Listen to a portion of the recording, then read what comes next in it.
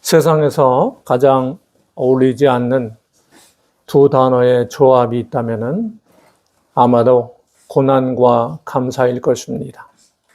고난에 어울리는 말은 따로 있습니다. 고난 중에 눈물, 고난 중에 절망, 고난 중에 한숨, 이런 것들이 잘 맞을 것입니다. 다만 이 고난과 감사의 조합은 자연스럽게 또 어울릴 때가 있습니다. 바로 고난 후에 감사, 이런 것은 잘 사용될 수가 있을 겁니다. 그런데 문제는 오늘 고난과 감사의 연결은 어떤 연결이냐면 고난 중 감사다. 고난 중 감사. 지금 겪고 있는 이 고난이 나를 죽일지 아니면 살릴지 알 수 없는 상황에서 그 결과와 관계없이 고난의 한가운데서 감사한다라고 하는 것 결코 쉬운 일이 아닙니다. 그럼에도 불구하고 오늘 야고보는 이것을 우리에게 강조하고 있는 것입니다. 그래서 본문 1장 2절에 보면 내 형제들아 너희가 여러 가지 시험을 당하거든 온전히 기쁘게 여기라 라고 말씀하고 있습니다. 물론 우리가 겪는 모든 고난을 다 기뻐하고 감사하라는 뜻은 아닙니다. 기뻐해도 되고 감사해도 되는 고난이 따로 있다는 것을 우리는 기억을 해야 됩니다. 고난에 종류가 있기 때문에 그렇습니다. 보통 우리가 겪는 고난은 두 가지로 생각할 수 있습니다. 첫째는 징계로서의 고난입니다. 이런 고난은 즉각 회개하고 돌이켜야 될 고난이지 기뻐하고 감사해야 될 고난이 아닙니다. 두 번째 고난은 연단으로서의 고난입니다. 이것은 참고 이겨내면 정금같이 되어 나오는 고난으로서 인내할수록 큰 유익이 되는 고난입니다. 성경에 나오는 욥의 고난이 대표적이다라고 볼 수 있습니다. 우리는 이렇게 징계로서의 고난과 연단으로서의 고난을 잘 구별할 줄 알아야 됩니다. 내가 건강을 소홀히 하고 성경에서 하지 말라는 것을 어기고 생활하다가 얻게 되는 질병의 고난은 징벌적 고난이기 때문에 빨리 회개하고 끊고 돌이켜야 합니다.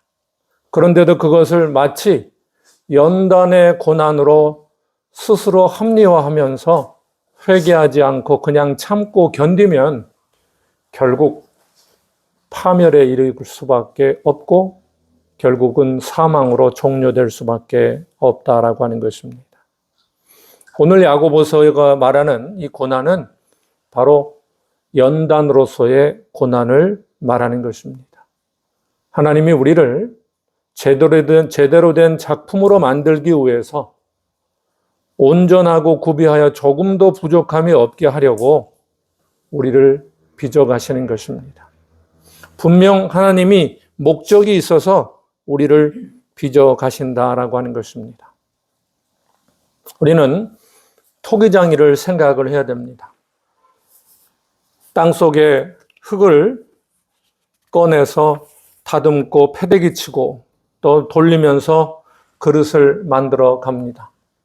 이 흙이 겪는 고난이 바로 그릇으로 만들어지기 위한 섭리적인 고난이라고 볼 수 있습니다.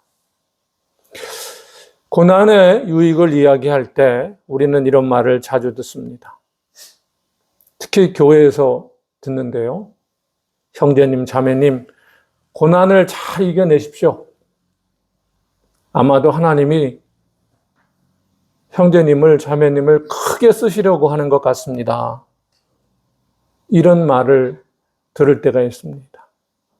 저도 그런 말을 들은 적이 있습니다만은 그럴 때마다 마음속에서 반발심이 생겨났습니다. 아유, 나는 크게 쓰임받고 싶은 마음이 조금도 없는데 차라리 하나님 좀 작게 저를 사용해 주십시오. 하나님은 저에게 묻지도 않았는데 왜 저에게 이러한 어려움을 주시는 겁니까? 하나님이 저에게 관심을 갖는 거라면 좀 관심 좀 꺼주십시오. 이렇게 말할 때가 있었습니다. 이게 아마 고난 가운데 있는 사람들의 솔직한 심정일 것입니다. 그런데 중요한 것은 바로 토기장이의 모습을 우리는 꼭 기억을 해야 됩니다. 토기장이가 흙에게 묻고 야, 내가 너를 써도 돼? 이렇게 말하지 않지 않습니까? 그러니까 하나님께서 우리를 어떻게 사용하실지는 하나님이 결정하시는 것이다 라고 하는 것입니다. 한번 찾아볼까요? 로마서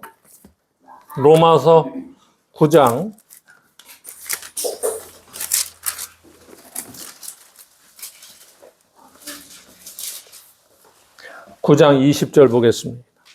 로마서 9장 20절에서 21절. 이 사람아, 내가 누구이기에 감히 하나님께 반문하느냐? 지음을 받은 물건이 지은 자에게 어찌 나를 이같이 만들었느냐 말하겠느냐? 토기장이가 진흙 한 덩이로 하나는 귀히 쓸 것을, 하나는 천이 쓸 그릇을 만들 고난이 없느냐? 하나님이 빚어서 귀하게 쓰시겠다는데 흙덩어리에 불과한 인생의 무슨 동의가 필요하겠느냐라는 말씀입니다. 흙덩어리에 불과한 인생을 수많은 흙 가운데서 하나님이 골라서 직접 빚어 가신다고 하는 이 사실, 선택의 은혜일 뿐이다라고 하는 것을 우리는 잊지 말아야 됩니다. 토기장이의 손에 붙들리면 그저 흙은 뭉개지고 찢어지고 패대기 치고지고 다시 뭉개지기를 반복합니다. 그러면서 아름다운 도자기의 윤곽이 잡히게 됩니다.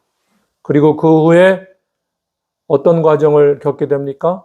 불가마에 들어가게 됩니다.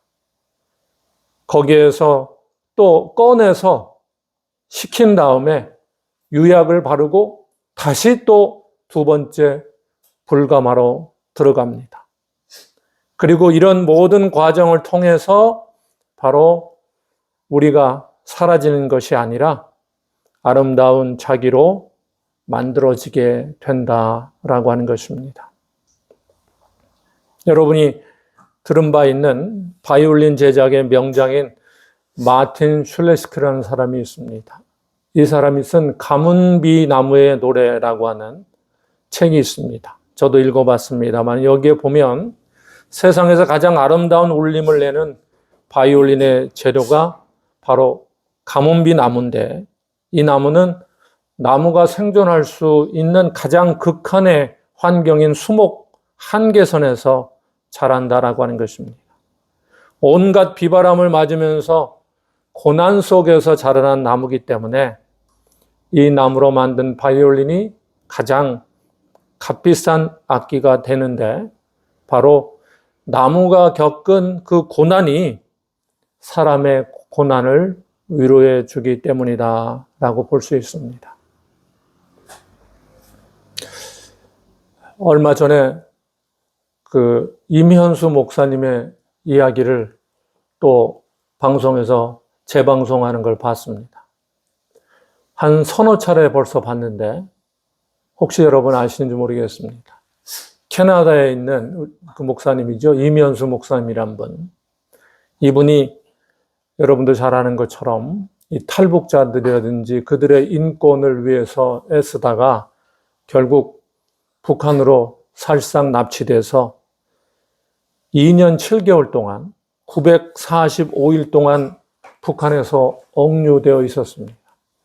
그분이 그곳에서 억류되어서 고통받은 일들을 이렇게 보면서 어떻게 북한 당국 저런 모습으로 사람들을 힘들게 할 수 있을까 분노하게 되기도 하고 한편 그 고문과 같은 상황을 이 목사님이 어떻게 견뎌냈을까 그런 생각이 들어서 다시 몇 번씩 보게 됩니다.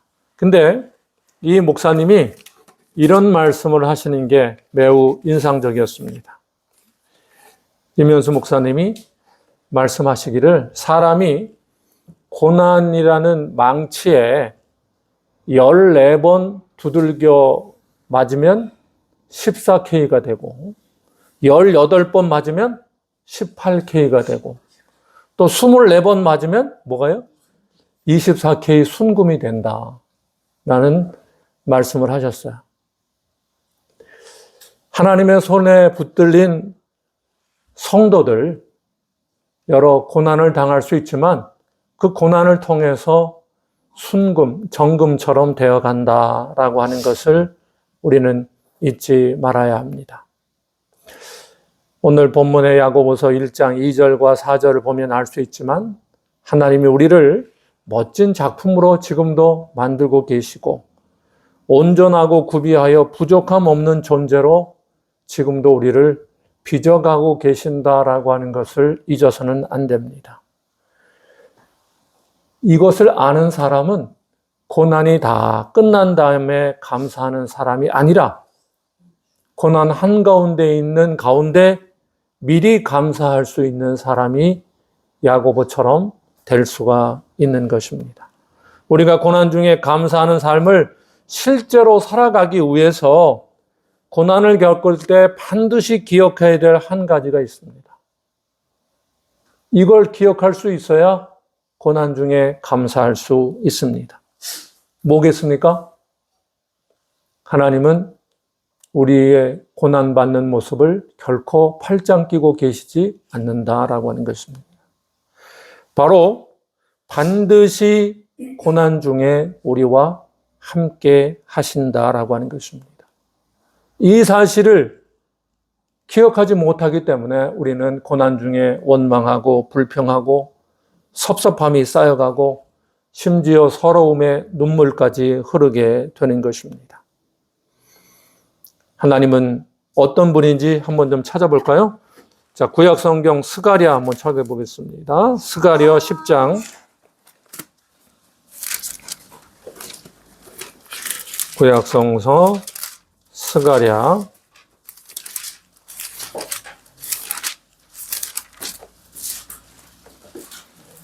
스가랴 10장입니다.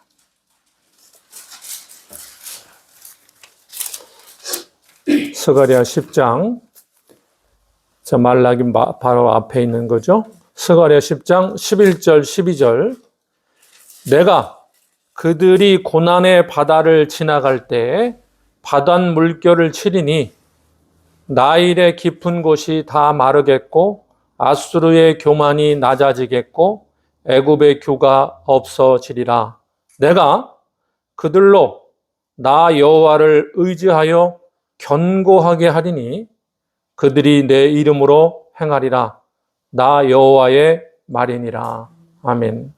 자, 하나님께서는 우리가 고난의 바다를 지나갈 때 역사하신다는 것입니다. 바다를 마르게 하고 또 교만한 사람을 꺾어버리기도 하고 그래서 그 고난의 바다를 결국 헤쳐나갈 수 있도록 우리를 인도하신다라고 하는 것입니다.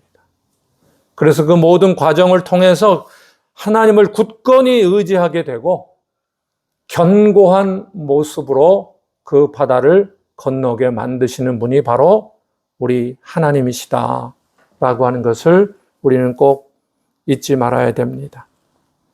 파도가 아무리 거세다고 하더라도 고래를 삼킬 수가 없습니다. 마찬가지로 우리에게 불어닥치는 고난의 파도가 아무리 큰 거라 하더라도 우리를 결코 삼킬 수 없다라고 하는 것을 우리는 꼭 기억을 해야 됩니다. 고난하면 역시 그냥 넘어가지 못하는 사람이 바로 욥입니다. 욥은 자신이 겪고 있는 고난을 전혀 이해할 수가 없었습니다. 그래서 고난의 한가운데서 전혀 하나님이 보이지 않았습니다. 그래서 그는 고난 속에서 이렇게 부르짖습니다. 한번 찾아볼까요? 욥기 23장입니다. 욥기 23장 8절에서 9절입니다. 그런데 내가 앞으로 가도 그가 아니 계시고 뒤로 가도 보이지 아니하며 그가 왼쪽에서 일하시나 내가 만날 수 없고 그가 오른쪽으로 돌이키시나 배울 수 없구나 라고 부르짖습니다. 도대체 어디 계신지 하나님이 보이지 않는다고 부르짖고 있습니다. 그런데 10절 어떻게 되어 있습니까? 그러나 내가 가는 길을 그가 아시나니 그가 나를 단련하신 후에는 내가 순금같이 되어 나오리라. 이렇게 말하고 있습니다. 뭡니까? 그러나 하나님 괜찮습니다. 아무 문제가 되지 않습니다. 이렇게 고백하는 겁니다. 하나님이 전혀 보이지 않는 것, 그건 뭐가 문제가 됩니까? 하나님이 나를 아시면 그것으로 된 것입니다. 내가 모르는 게 뭐가 문제가 됩니까? 하나님이 나를 아시는데 하나님이 고난을 지나고 있는 저만 아시면 아무 문제가 없습니다. 라고 욥이 고백합니다. 다시 말씀드리면 욥기 23장 10절 우리 함께 같이 봉독해 볼까요? 자, 23장 10절 시작. 그러나 내가 가는 길을 그가 아시나니 그가 나를 단련하신 후에는 내가 순금같이 되어 나오리라. 아멘. 다시 말씀드립니다. 우리가 하나님을 몰라도 아무 문제가 되지 않습니다. 하나님이 내 눈에 보이지 않아도 문제 없습니다. 왜냐하면 하나님이 우리를 아시기 때문입니다. 고난 중에 함께 하시는 하나님이 우리의 모든 형편을 아시고 어떻게 내 삶을 이끌어 가실지 다 계획하고 계시고 인도하시기 때문에 우리는 조금도 두려워하지 않아도 된다라고 하는 것입니다. 말씀을 마칩니다. 우리가 여러분이 하나님을 몰라도 하나님이 여러분을 아시면 그것으로 끝나게 됩니다. 그 인생은 하나님께서 책임지시기 때문입니다. 기도하시겠습니다. 아버지 하나님, 오늘도 부족하고 연약한 종을 통해서 고난 중에 감사하라라고 하는 말씀을 주셨습니다. 오늘 예배드리는 모든 성도들이 고난 중에 감사할 수 있도록 인도하여 주옵소서. 내가 하나님을 몰라도 하나님이 나를 아신다고 하는 것으로 충분히 위로받고 힘을 얻어서 살아갈 수 있도록 인도하여 주옵소서. 예수님의 이름으로 기도드립니다. 아멘.